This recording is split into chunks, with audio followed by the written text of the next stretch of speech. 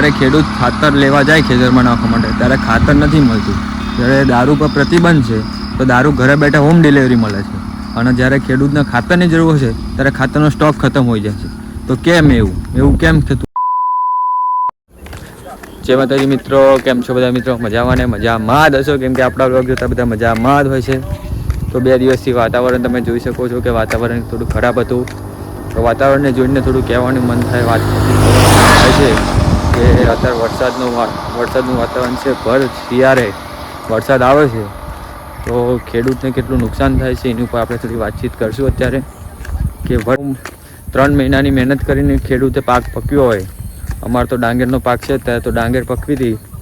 અત્યારે અમારી ડાંગર બધી ખરાબ થઈ ગઈ છે ખેડૂતની. કેટલાય ખેડૂતની અત્યારે ડાંગર ખરાબ થઈ ગયા છે.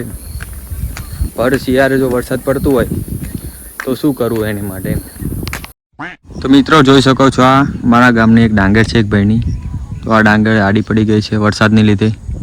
તો જેની આ ડાંગર હશે, જેને આડી પડી ગઈ ડાંગર અત્યારે ખરાબ થઈ ગઈ, તો એને કેટલી આગી ખેડૂતને કેટલું દુઃખ થયું હશે અંદરથી એ તમે વિચારો. અંદરથી કે પોતાની 3 મહિનાની મહેનત કરીને ડાંગર પકવી હોય અને એ પાક અત્યારે આવો આડો પડી જાય વરસાદની લીધે, તો ખેડૂત કોને કહેવા જાય? અત્યારે ઊંચા ભાવમાં એવડે બિયારણ લાવી અત્યારે મોટી થઈ જાય, ખાતર બાતર નાખીને કમ્પ્લીટ ડાંગર મોટી કરે, અને જ્યારે વેચવાનો વારો આવે ત્યારે વરસાદ આવી જાય અને આવી ડાંગર આડી પડી જાય, તો ખેડૂતને કેટલું અંદરથી કેટલું દુઃખ લાગે કે જ્યારે એને પાક અત્યારે વેચવાનો ટાઈમ આવે એનો, જ્યારે એને એના પૈસા લેવાનો ટાઈમ આવ્યો ત્યારે નુકસાન થઈ જાય એને, તો કેટલું અંદર ખેડૂતને કેટલું અંદરથી દુઃખ થાય એ તમે વિચારો એકવાર.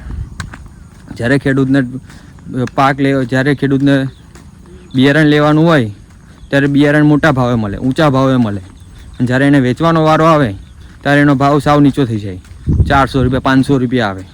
અને જ્યારે ખેડૂતને બિયારણ લેવાનું હોય ત્યારે ઊંચા ભાવ જતા રહે. જ્યારે ખેડૂતને ખાતરની જરૂર પડે ત્યારે ખાતર સ્ટોકમાં ના હોય. દારૂ હોમ ડિલિવરી મળી જાય તમને, ઘરે બેઠા તમને દારૂની ડિલિવરી મળે છે.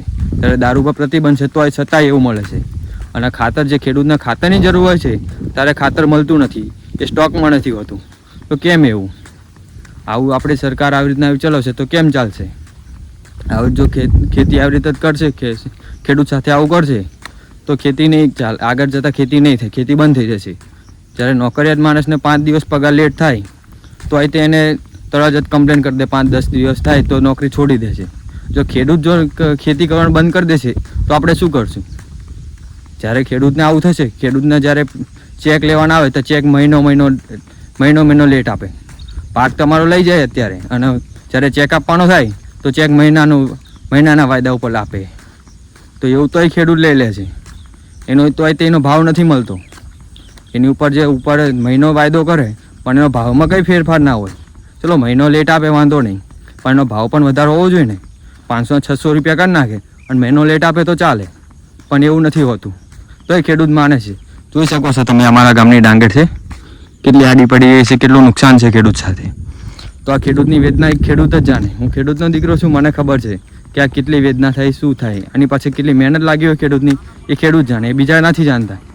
નોકરી કરવાવાળાને એવી ના ખબર પડે કે જ્યારે 5 રૂપિયા ભાવ વધી જાય તો બધા એવું કહેશે કે આટલો બધો ભાવ કરી નાખ્યો, આમ કરી નાખ્યું, ખેડૂત બધાને ભૂખ્યા રાખશે, આમ કરશે, એવું કહેશે. જ્યારે ખેડૂત 5 રૂપિયા વધારશે, એનો નફો કરશે તો નહીં ગણે. ત્યારે બધા આંદોલન કરશે કે ના આવું ના ચાલે, આમ ના ચાલે, વિરોધ કરશે, એનો ખેડૂતનો વિરોધ કરશે. ત્યારે